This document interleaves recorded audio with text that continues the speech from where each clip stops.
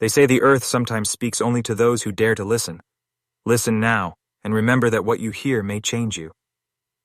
In the first 8 seconds, imagine a hush like a held breath, a silence folded over a valley where 17 lives simply stopped. No blood, no exit, no explanation, just the ordinary scene of supper untouched and the hearth cold, as if time had been turned away. I am not here to comfort you. I am here to teach you how to see through the veil of easy answers. This is not a ghost tale told to frighten children, but a manual for noticing the machinery of disappearance. Hollow Creek was not a random cluster of cabins. It was a chosen place, a deliberate retreat into a geography that concealed secrets. Jeremiah Eldridge brought more than his family to this hollow. He brought a past with the weight of orders and discoveries that never left him. He found a depression in the limestone that did strange things to sound and to sleep, and he moved his kin into its orbit. He kept maps. He kept sketches. He kept a quiet that sometimes broke into nocturnal whispers only he could hear, and sometimes not. Pay attention to this pattern. Invisibility begins with isolation, then moves to silence, then the removal of record, then the erasure of witnesses. The first lesson is this: a place becomes dangerous when the world decides to forget it. The second lesson follows closely. Secrets recruit attendants, people who will guard them with obedience or obsession, whatever the cost.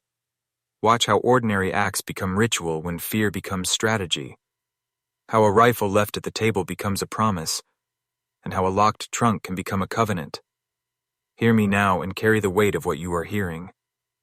You will need it as the story thickens and the explanations thin. I will lead you deeper into the hollow, not to shock, but to instruct, not to titillate, but to arm you with patterns that power hides behind. Hold you, or breath with me, and step across the invisible boundary that separates those who accept the world as given and those who pry into what is kept hidden. Remember the names as if remembering is a shield. Remember Eldridge, Rebecca, Isaac Martha, Samuel Ezekiel, and remember the hollow waits for those who listen. They built their lives on purpose in places that kept their secrets safe, and the first thing to notice is how intent looks like normalcy, a cleared patch of earth, a path worn by necessity, and a hearth that keeps its narrative warm for the eyes of strangers. Jeremiah Eldridge measured silence with tools and sketched the hollow as if drawing a map to something unnamed. He taught his children to keep to routines, to answer only when spoken to, and to treat the hollow as a thing both useful and forbidden. Take note of small refusals, the shutting of doors during daylight, the sudden insistence on carrying more ammunition, the polite refusal to accept help. Begin to catalog how fear dresses itself in duty and how duty becomes a cloak for concealment. The hollow is a teacher. It alters sound and sleep and memory, and it rewards those who listen with promises that are not promises. Those who enter report precise, impatient voices that instruct and remember names from before. This pattern repeats from Tennessee to Kentucky to the Ozarks as if some geography holds a grammar of disappearance. Observe how the outward world interacts with these private rules. Outsiders test the borders, and then they either leave or they vanish. A well-dressed stranger in town asking detailed questions about a depression in the rock is not a coincidence. Note that coincidences often camouflage interest. Men with power seek not always land, but places where perception is altered and narratives controlled. Jeremiah may have sought such a site for curiosity, for needs born in war, or for something older that he half understood. Whether he walked willingly to the hollow or was led by obsession is not the same as whether the hollow wanted him once it knew his name. Here is the lesson. Power uses geography to recruit silence, and silence then rewrites history. Records vanish. Journals burn, tapes are misplaced. Files are classified, and the more official the source, the deeper the erasure. Notice the human cost. The scholar who becomes afraid, the trapper who returns with fragmented memory, the minister who stops asking questions. These absences form a pattern. They are active interventions meant to gap the narrative so the truth cannot be easily followed. Learn to see the gap as a clue and not a failure of intelligence. Keep this list in your mind. You must learn to read absence as if it were a language, a grammar of omission that power uses to conceal its margins. Notice what the papers do not say. The footprints that stop before a depression. Food left to cool on a hearth, journal pages torn from the binding. Investigators who came close reported the same anatomy of erasure, the same choreography of retreat. And in that repetition lies their method. Authorities close files. Scholars change careers, recordings disappear. Men who wrote boldly about what they found end up burned by fear or silence. This is not happenstance. It is a pattern of containment and narrative management. Call it organization. Call it a system. A match between geography and will that chooses which stories live and which die. A stranger in town may wear plain clothes and ask ordinary questions about limestone and voices while testing boundaries with precise interest. A polite inquiry can be a probe that measures how much a community will reveal before it retreats into ritual secrecy. Those who appear as aides sometimes act as vectors for larger interests. They catalog features, ask about depressions, soil, and artifacts, then leave to institutions that value silence. If such a man crosses your path, mark his gaze, note where it rests, and what he will not state explicitly. The hollow uses suggestion, not command. It shifts sleep and memory. It teaches listeners to hear instruction as revelation. Ezekiel and the Thornton boy described identical visions, voices that named places and offered knowledge in exchange for obedience. Obedience reshapes family ties into units, ready to move along pathways invisible to outsiders. Watch mundane preparations for what they hide, more ammunition stored, more food preserved, travel plans arranged with care. A disappearance without tracks needs infrastructure. Secret routes or accomplices skilled in making absence appear natural. Consent can be manufactured through ritual or terror. A promise whispered late at night can hold the force of law. Institutions assist by misplacing records, burning notes, classifying reports, and advising restraint under the guise of propriety. When archives thin and witnesses scatter, your suspicion should sharpen, not fade. These are defensive gestures by systems that prefer the unknown to remain unknown. Hold this lesson, apply it where you see gaps, for in those gaps, the power to forget does its work silently and thoroughly. Keep watching, listen closely, and refuse simple explanations. The hollow teaches through repetition and ritual, not through violence alone, but through the slow manufacture of consent and the repurposing of love into loyalty. See how families become cells of secrecy, how matrons hush questions with a glance, and how fathers convert caution into law. Jeremiah Eldridge did not only map rock, he mapped trust, and he organized the household around tasks that bound ears and eyes to the valley. Observe the household ledger, the extra cartridges, the private councils at dusk, the forbidding of the hollow like a commandment. These acts form the architecture of readiness, a community rehearsing absence, as though absence were a savable commodity. When voices entered dreams and names were recalled, in unison the family translated the phenomenon into ritual. They lit candles, they sang hymns, they carried rifles to the table, and they watched the children with tenderness, edged by vigilance. Such tenderness becomes complicity under the pressure of instruction that sounds like revelation.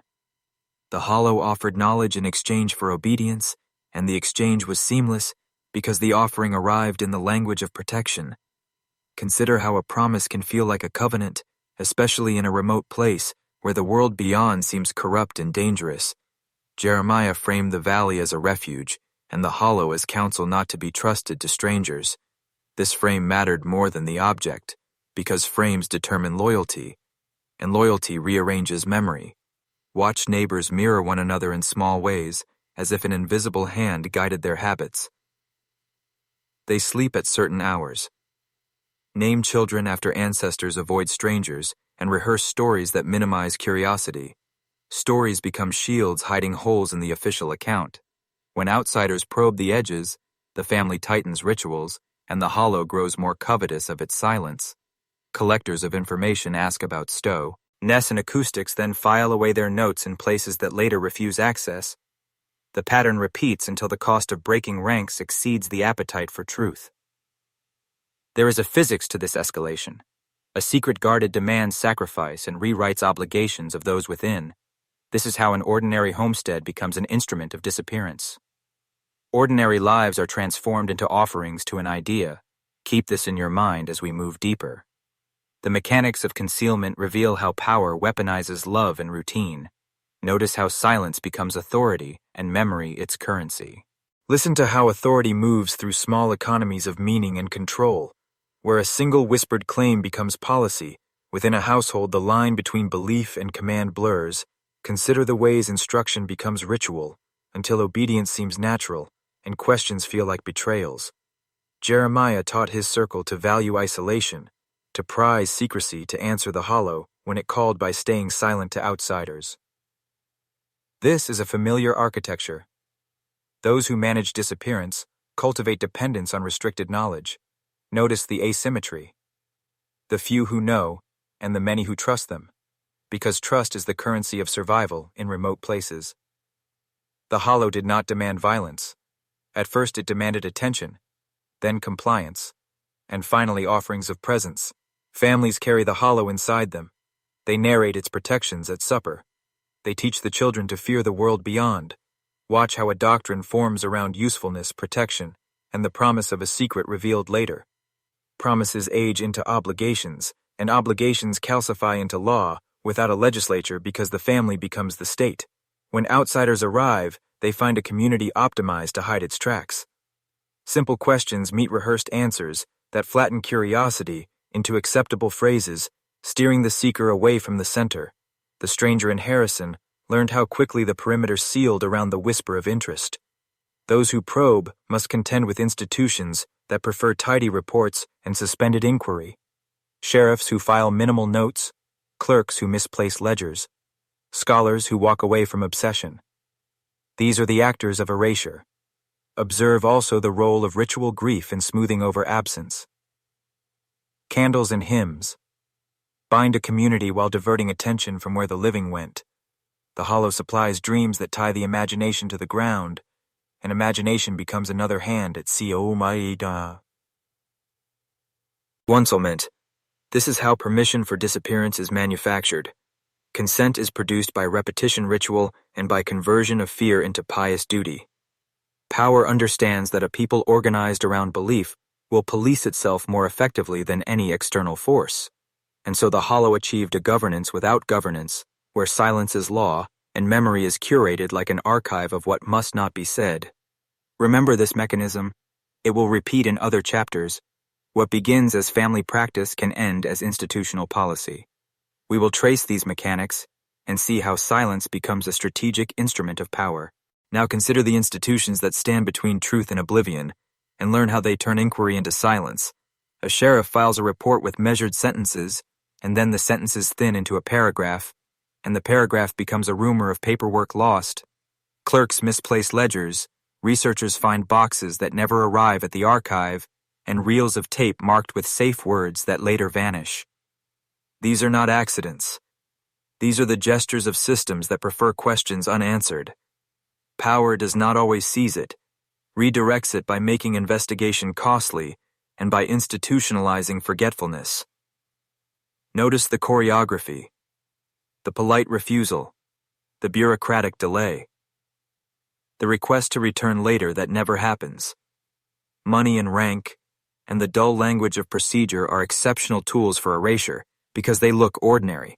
When a report is reclassified, the excuse usually cites national interest or public safety, which softens protest with duty. When a scholar is advised to withdraw a proposal, the counsel is framed as concern for reputation or for the safety of subjects.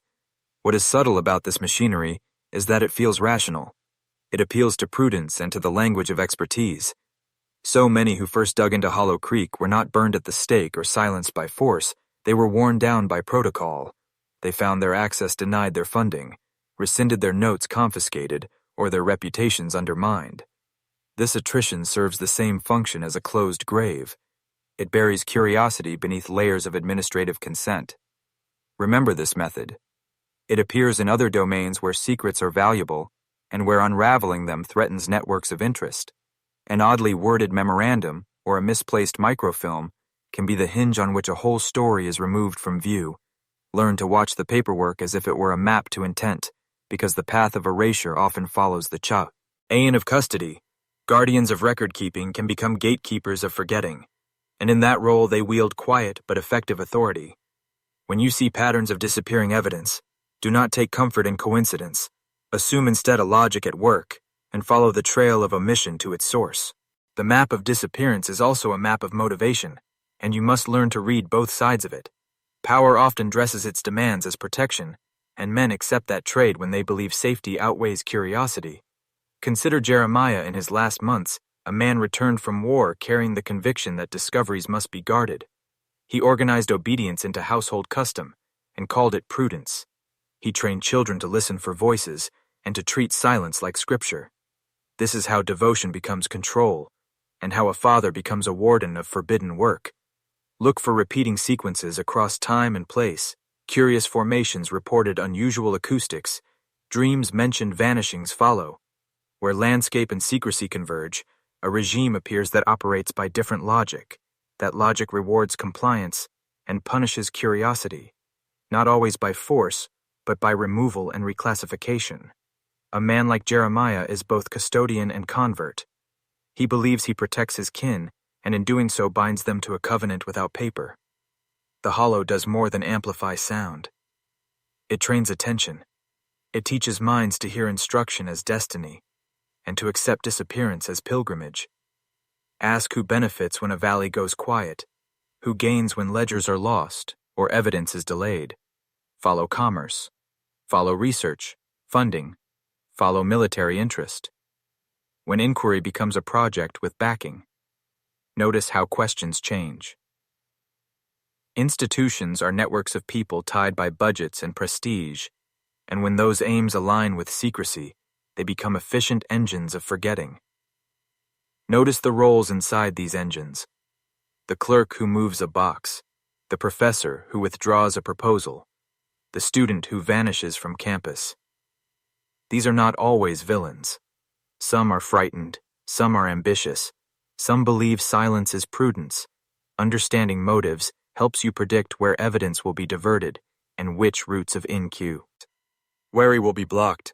Use that knowledge to build resistance to erasure. Keep multiple copies of notes. Store them with trusted allies beyond local control. Cultivate sources who answer plainly. Record names, dates, and do not revere a single archive. Archives can be cleared or misfiled without warning.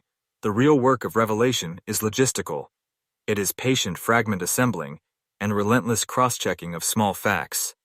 If you intend to probe places like Echo Hollow, prepare like a disciplined expedition plan, redundancy, and secure channels for information. The map matters, and so does persistence. Descend with me into the hollow and learn how a place can command bodies without force. Echo Hollow is more than a depression. It is an amplifier of attention, a topology that shapes thought and obedience. Its limestone walls bend sound into instruction, and then teach the mind to accept those instructions as truth. Imagine standing at the rim at dusk, hearing a voice that seems to come from your own childhood memory, and not from any throat beyond the trees. When a place names you, you feel chosen, and chosen people follow. Jeremiah reported phrases, repeated promises of knowledge directions, to dig, to wait to keep faith in silence. What begins as curiosity becomes a network of responses, each answer reinforcing the next, until solidarity becomes obedience. This is recruitment by environment, a geography coaxing will and shaping habit through repetition. Notice how the voice uses the most intimate currency of memory and name to anchor obedience. It calls ancestral details. It references private oaths, and it frames resistance as betrayal. The mechanics are straightforward. Repeat a phrase until inevitability sets in, then offer a ritual that binds the promise to the body.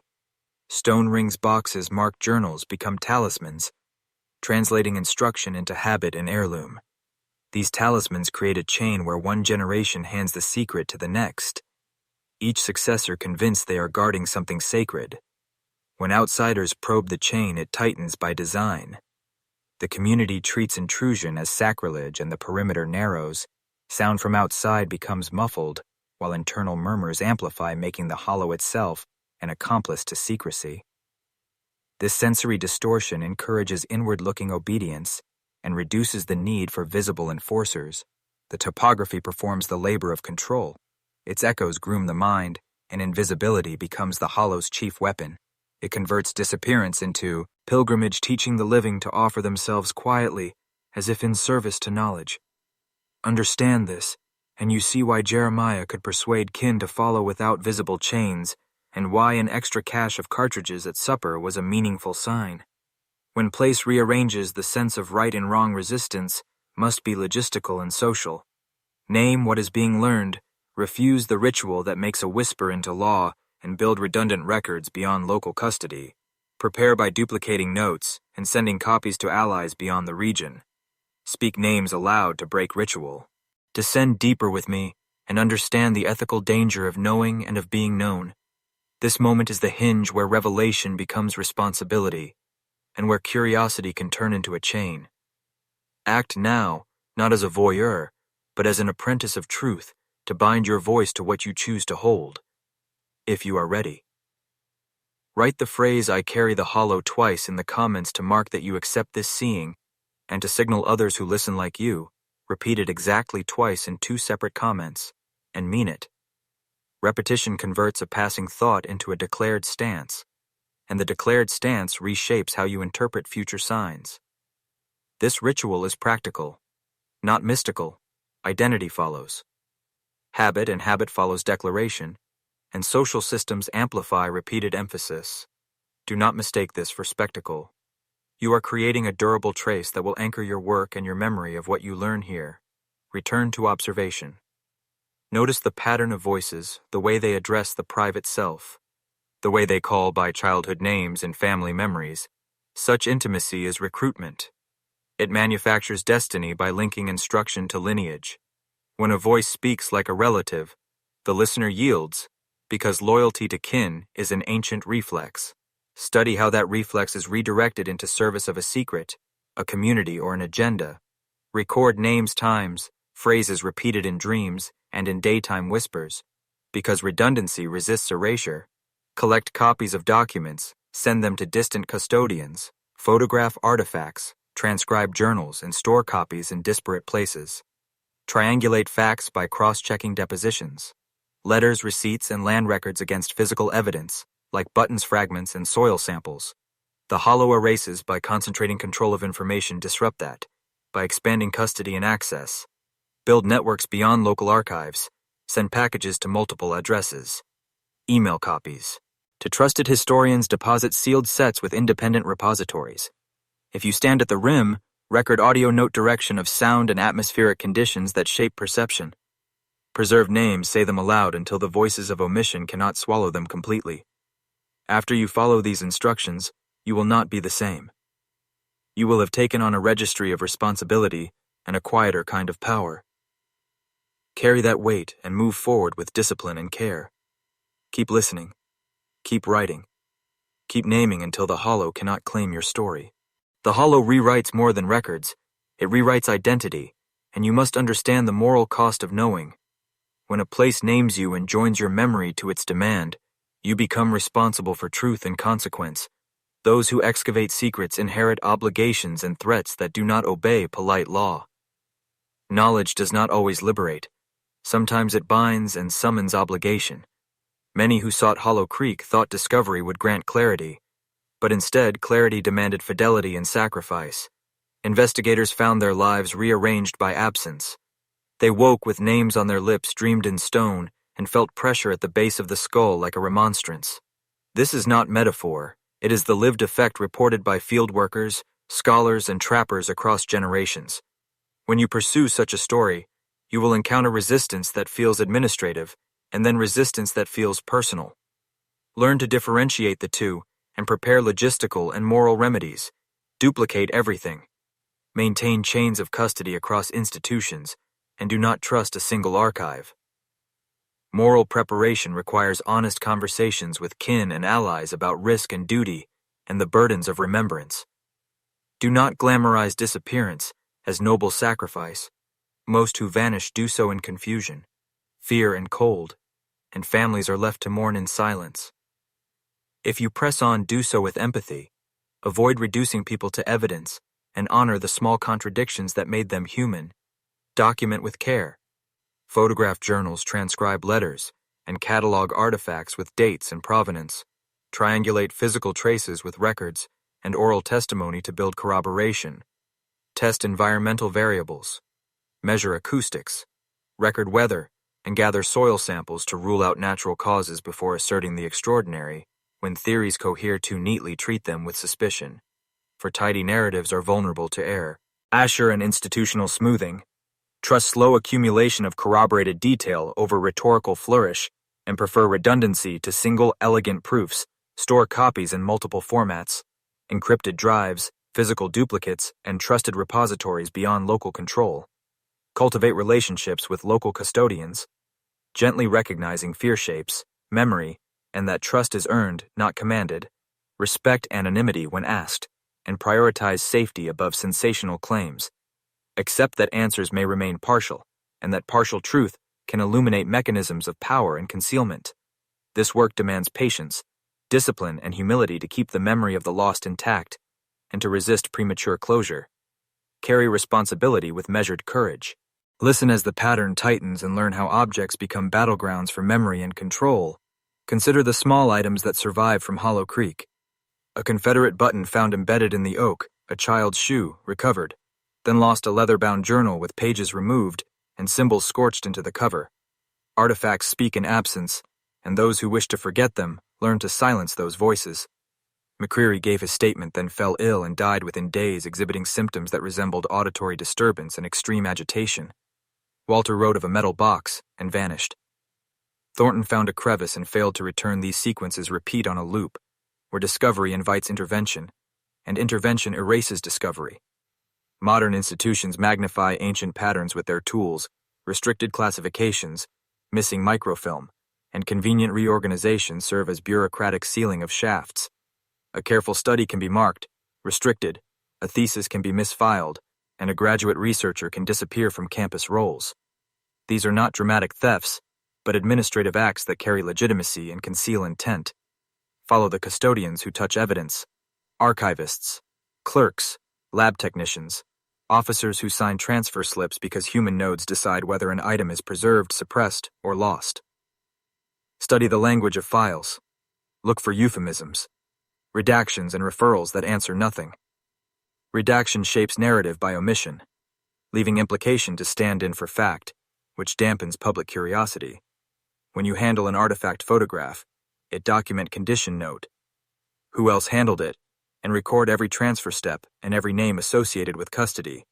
If given access to papers, read the margins for handwritten notes, for stamps, for dates, and for signatures of men who later leave records incomplete. Those small annotations are threads that lead out of forgetting toward a corpus.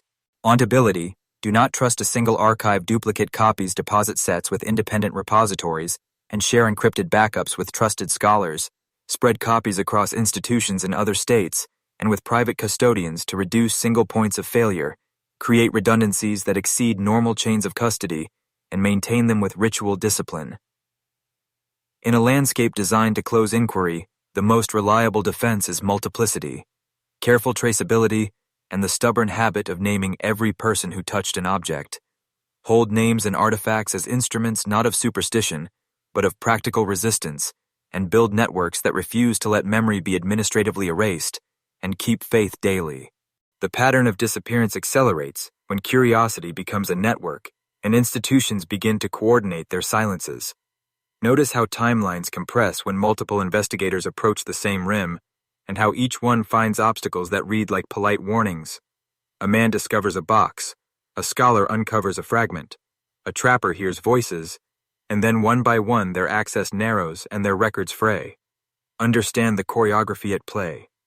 There is a sequence of administrative gestures that neutralize threat and channel attention away from the core. First comes polite discouragement offered by those with local authority, with phrases that suggest prudence and risk management. Then come procedural delays, which are themselves a kind of containment, because time degrades witness memory and physical evidence.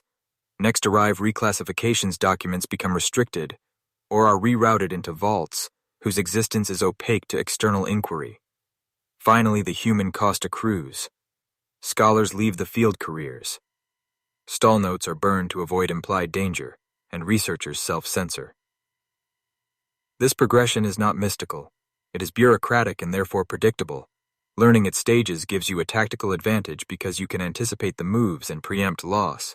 When a proposal is discouraged immediately, prepare duplicate records and disperse custody of materials across jurisdictions and media. When access is delayed, log the delay and create public entries that document obstruction, so later denial will be harder to sustain. If items are marked restricted, photograph them immediately, send encrypted copies to trusted scholars in other states and countries. Cultivate allies who can publish or archive under independent auspices, and never rely on a single repository for fragile truth. Develop a protocol for safety recall, train field workers to send copies at the first sign of abnormal acoustic, reports, or unexplained artifacts. Use redundancy as defense and habit. As armor, maintain routine checks and backups. Treat every document as if survival depended on vigilance. Remember, systems of erasure are human-made and therefore vulnerable. They rely on social norms and administrative channels that can be subverted. The same pathways that allow reclassification can be used to expose it by creating parallel chains of custody and making obstruction visible. When institutions attempt to smooth history force, complexity require public accountability and independent audits to make delay visible in the record. These tactical practices convert passive curiosity into organized resistance, and they protect the living memory of those who vanished always. Understand now how narrative violence disguises itself as protection, and how the language of care can smother dissent. When a community defines protection as secrecy, the moral horizon narrows until truth appears selfish. Watch how survivors are taught discretion, and how discretion becomes a demand enforced by guilt and ritual. Jeremiah framed his silence as a legacy, and his family accepted inheritance as burden without complaint. This is the cruelty of administered love. It rebrands fear as prudence and binds loyalty with gratitude. Those who ask for proof are called disloyal. Those who record openly are branded reckless, and those who insist on leaving are deemed unfit for the covenant. Such social mechanisms are more effective than force because they recruit conscience to the task of concealment. Notice how grief is repurposed into ceremony candles and hymns fold absence into meaning while diverting attention from the mechanisms that produce loss. Communities protect themselves by making mourning sacred and then using sacredness to seal inquiry. Mourning becomes both mask and moat, which shields the hollow from curious hands and public scrutiny. It is important to see how language shapes moral imagination. Words like prudence, fidelity, duty, and guardianship are weaponized to create moral blind spots. When these words are used repeatedly, people stop asking for verification. They accept authority as moral truth. This linguistic capture is a form of soft governance that shapes choices and limits dissenting narratives before they can cohere. Learn to interrogate moral vocabularies by asking who benefits from a given term and what alternatives it obscures. When a ledger vanishes, ask who gains when memory is diminished and who loses when a story is left untold. Another dynamic to observe is the conversion of evidence into relics. Relics command reverence and thereby move objects out of critica. View, a button becomes a talisman, a shoe becomes a relic, and a leather-bound journal becomes scripture, said to be dangerous to reveal. These moves remove objects from empirical inspection and place them into spheres where faith trumps method. Resist this by insisting on provenance and context, by demanding that artifacts be examined by neutral parties with clear chains of custody. Insist that devotion not substitute for documentation, and that reverence never replace verification. In the hard work of truth-telling, ritual must never displace rigorous method. Hold to this practice, and never let silence become acceptance again. We must consider the cost of curiosity when it collides with systems that have practiced forgetting for generations. Observe how caution becomes policy, and how policy becomes an instrument of erasure. Researchers who lean too close find access withdrawn, funding rerouted, and reputations quietly questioned. Sometimes obstruction is gentle, a request to delay publication, a suggestion to redact a sensitive passage, a polite offer to archive materials in a controlled vault. Other times, obstruction takes the form of reclassification, where documents vanish behind labels that imply national concern or proprietary risk. When such moves occur, do not take them at face value. Treat them as signals that you are approaching a boundary. Boundaries are not merely lines on a map. They are active mechanisms of control that reroute attention into safe channels. Your response must be tactical and principled. Prepare public logs of contact, preserve timestamps, and maintain independent copies beyond the orbit of local institutions. When a granting office withdraws support, move copies to trusted allies in other jurisdictions, and notify independent presses so the disappearance cannot be performed in secret.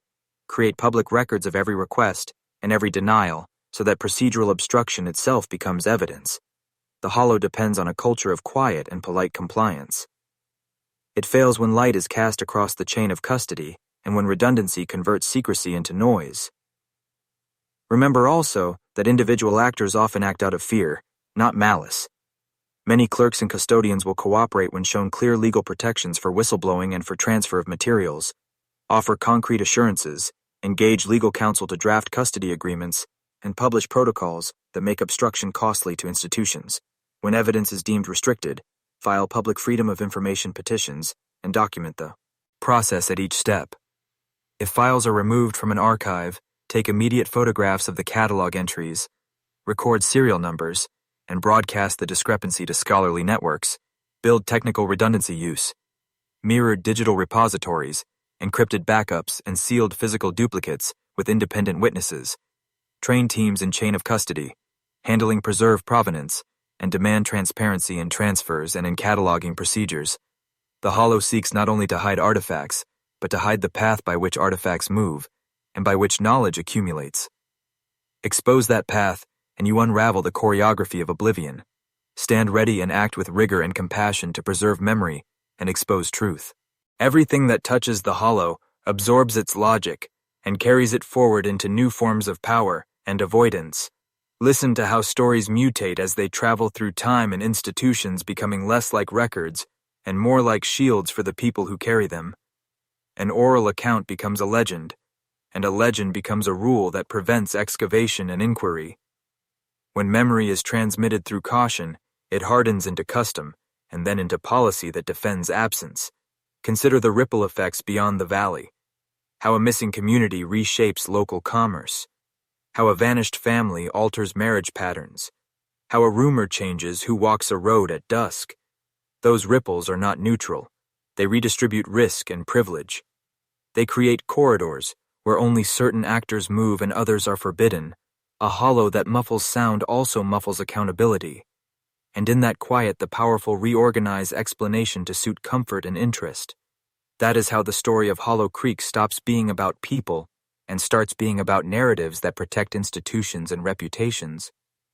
You must learn to trace those ripples back through time to the first moment of contact, to the hand that rearranged a ledger, to the sentence that softened an official report.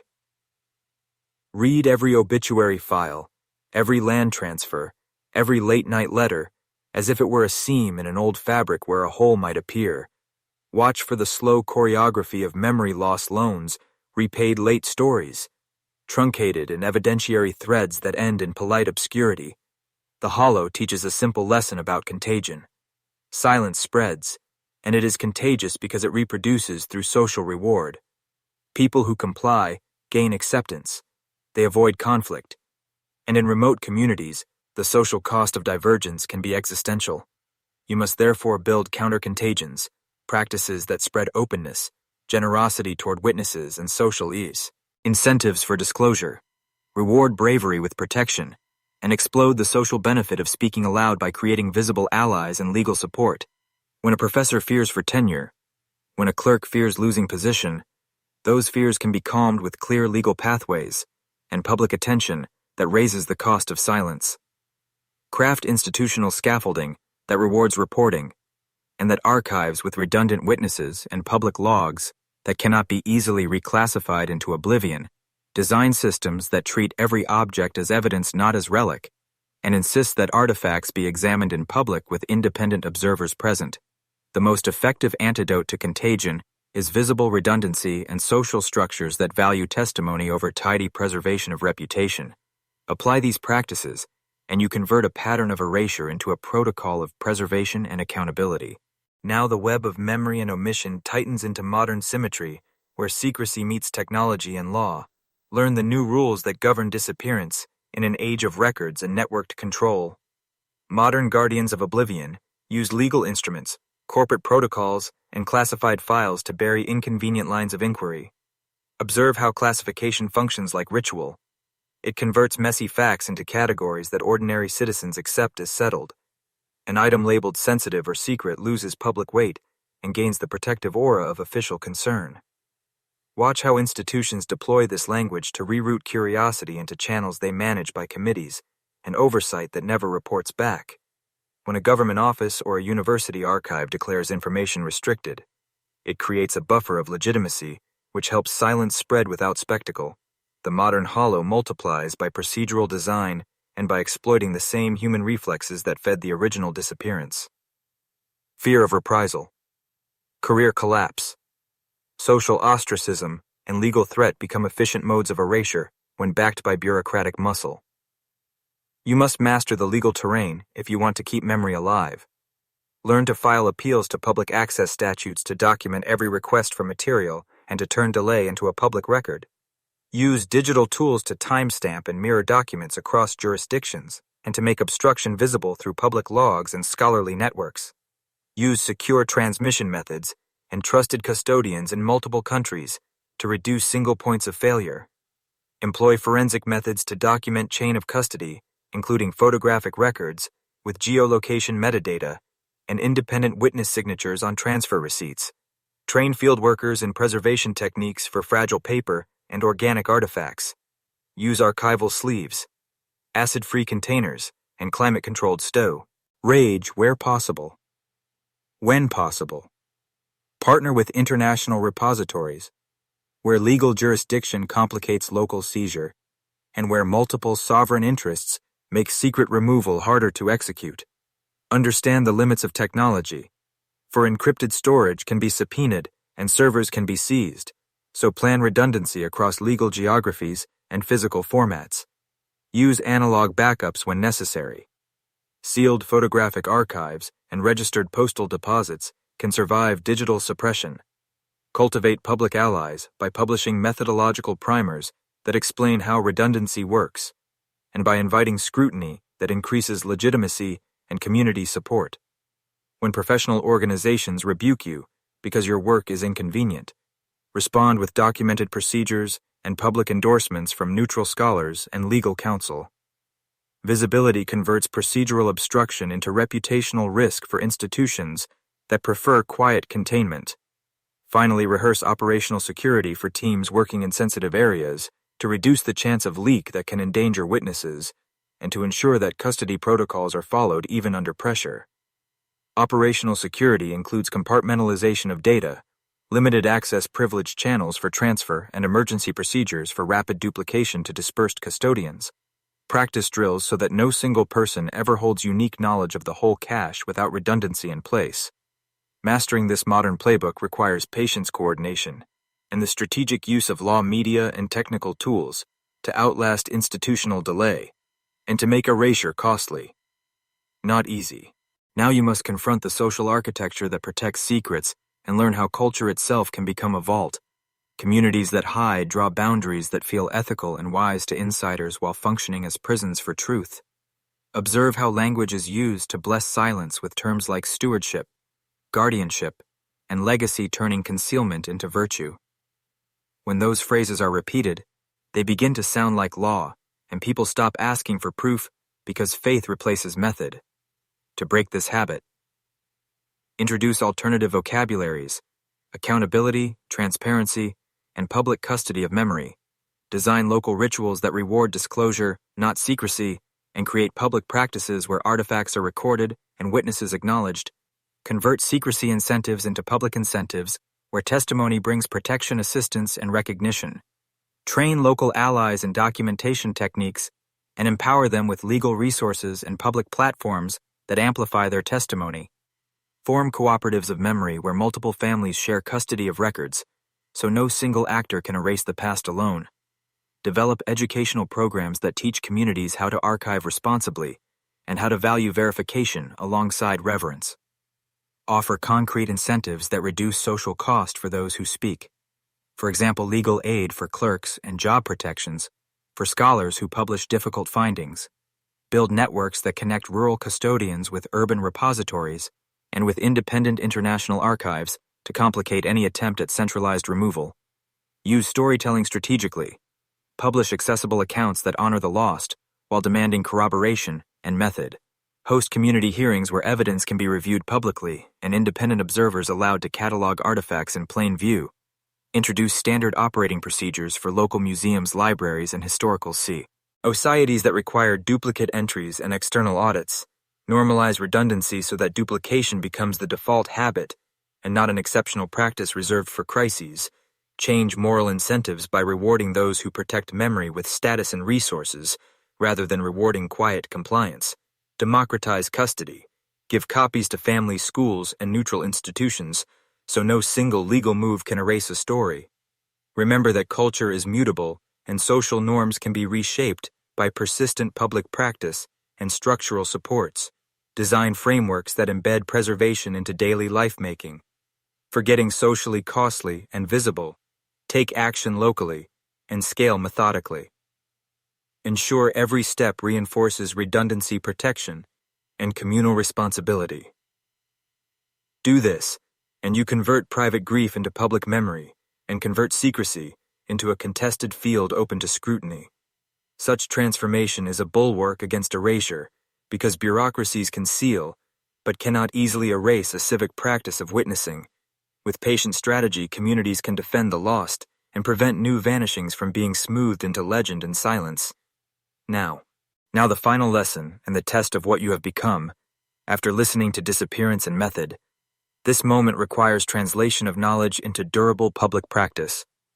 You have learned to read absence, to duplicate archives, to triangulate testimony, and to name witnesses. Use these skills to preserve the memory of the lost Hollow clan and to prevent future erasures. Formalize protocols that outlast individuals and commit them to public record. Draft custody agreements with clear signatories, public witnesses, and emergency duplication clauses. Create a living ledger that logs every transfer and updates publicly at each stage. Train field workers in archival techniques, legal basics, and simple forensic documentation for fragile materials. Form a coalition of independent scholars, lawyers, archivists, and community leaders to rotate custody and provide oversight. Publish manuals that teach redundancy chain of custody and replication to ordinary citizens, so preservation becomes common practice. Offer microgrants to local caretakers to fund climate-controlled storage and legal protection when necessary. Expect obstruction. It will come as administrative delay, legal pressure, and social caution. So plan contingencies. Develop rapid duplication protocols, sealed postal deposits, encrypted transfers, and witnesses in multiple jurisdictions. Cultivate press allies and independent publishers who will disseminate copies when obstruction escalates. Train spokespeople to communicate method limitations and verified findings to resist sensationalism. Protect witnesses by providing legal counsel relocation support and options for anonymity when threats are credible. Encourage community days of remembrance where names are read and artifacts are cataloged publicly with neutral observers present. Such ceremonies create public records and normalize disclosure as civic duty. Prefer steady accumulation of cores. Overrated detail to a single dramatic reveal because durability resists suppression. Slow, methodical work is harder to erase than an explosive headline. Keep the names of the lost in public registries until omission becomes morally costly to defend. Accept that some mysteries remain partly dark, yet uncertainty does not excuse inaction.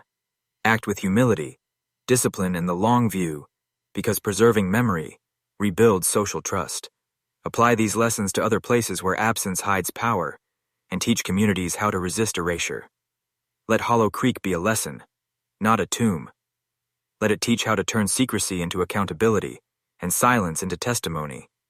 If you commit to this path, you join a lineage that protects memory and prevents further hollowing of lives and records, carry the obligation, honor the lost, and build structures that outlast fear and secrecy. Go now, and do the work with precision patience.